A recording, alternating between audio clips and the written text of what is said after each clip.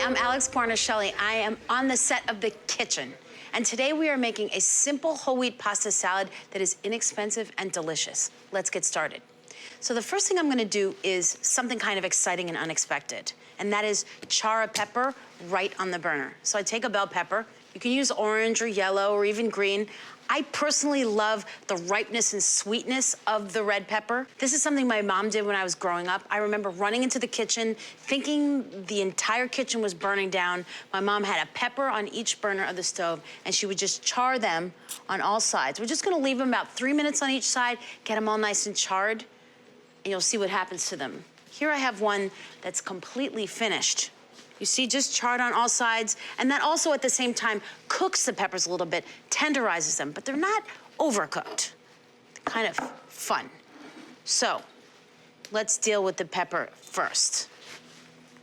So we have the pepper, and this is just cooled, right? Once it's charred on all sides. I just cut into the top of the pepper, right?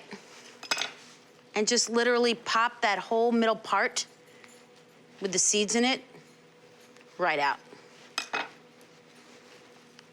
Cut down the middle and just open that pepper up. You see that? You can see it's still firm, right? Not overcooked, but tender. Okay, turn it over on the charred skin side and literally just take a kitchen towel and wipe that charred skin right off. You're left with this sweet kind of aromatic pepper without the bitter skin. You didn't work hard to remove it. All you did was put the pepper on the burner and turn it bit by bit, rotating. It's almost like a rotisserie burner pepper that we made right on the gas stove. I leave a little bit of that char on. You don't want to do this perfectly. And one pepper goes a long way. I'm gonna season this pepper immediately with just a tiny pinch of sugar. Meanwhile, I also have here my whole wheat pasta that's just cooking away. Once I drop the pasta in the water, the clock starts ticking on the whole dish. This needs 1 more minute. You know, I know we have all these rules about how long to cook pasta and whatever else. I just give a piece of pasta a pinch just to see how tender it feels, or I just taste a piece. I bring the water to a boil first. Then I season the water with salt so it tastes like seawater. It should taste a little bit like when you went swimming as a kid and you got that first wave and that mouthful of ocean water. That's what you want your pasta water to taste like.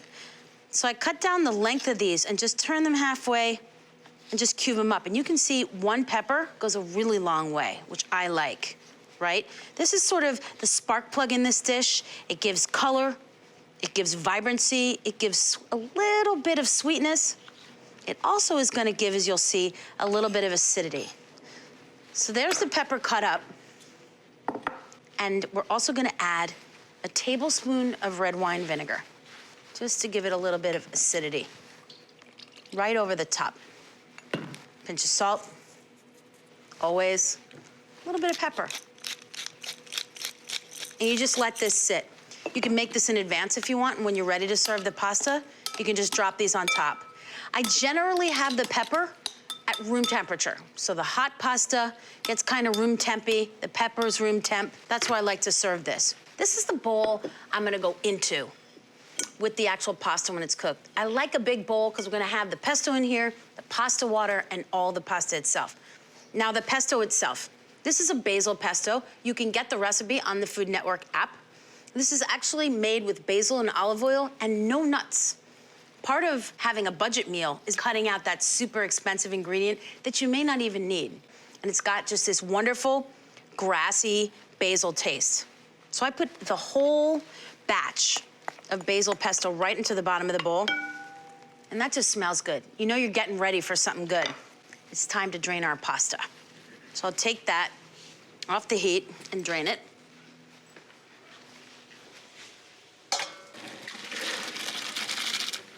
Drain it. I don't worry so much with this recipe about getting every bit of excess pasta water off the pasta itself, because I want a little bit of that in here to mix with the pesto. And now my favorite part, where it all just comes together. Give it a little shake and just tip this in.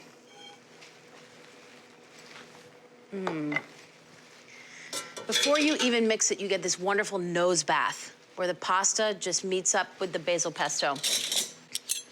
Toss a little bit, gently. Let these two get acclimated.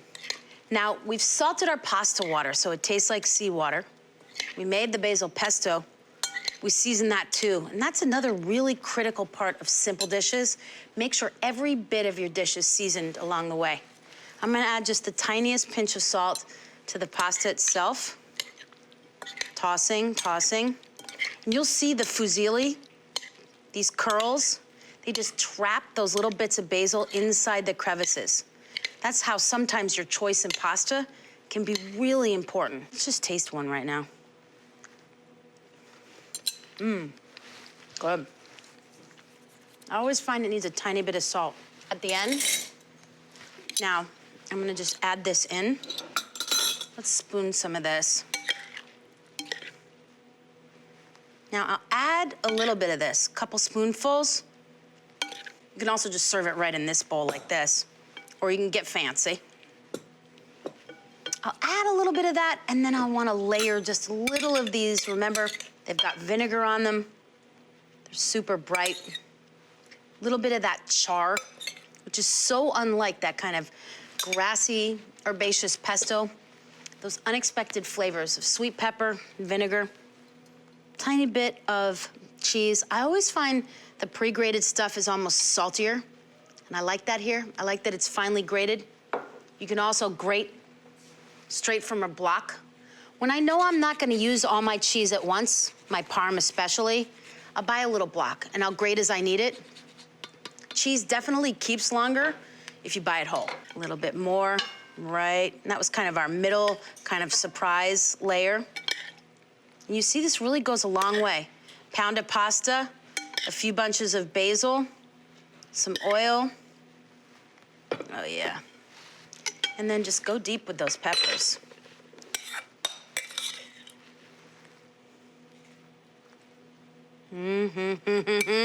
This is also the kind of thing I feel like you can get away at lunchtime. It's kind of an anytime dish, and it only costs a few bucks to make, which I love. More cheese on top, of course. Right over. When you're grating your cheese, make sure you go all around. The simple step of just making sure every bit gets covered. Pretend this is like a little cheese helicopter. Just going over all your stuff, right? If you want, garnish with some basil leaves. You know what I like to do? I use the big leaves for the pesto, and I save these little guys. I just set aside a few, and that way you use the whole bunch of basil, but you kind of get two uses out of it. The big leaves go into the pesto itself when you're making it, and then these little leaves can be a little garnish. And it's just so vibrant when you have the actual fresh herb. It's also nice to show people when you're serving your dish what flavors are in it. Because the minute you look at this, you say, oh, basil, peppers, cheese. And that's when your mouth starts watering. I'll serve myself a little smaller portion over here. I always give a measurement for cheese and somehow end up using twice as much. I love the pasta like this. The basil is trapped in every curl. And then those crunchy peppers, they just add so much texture and brightness. It's really good. Try it.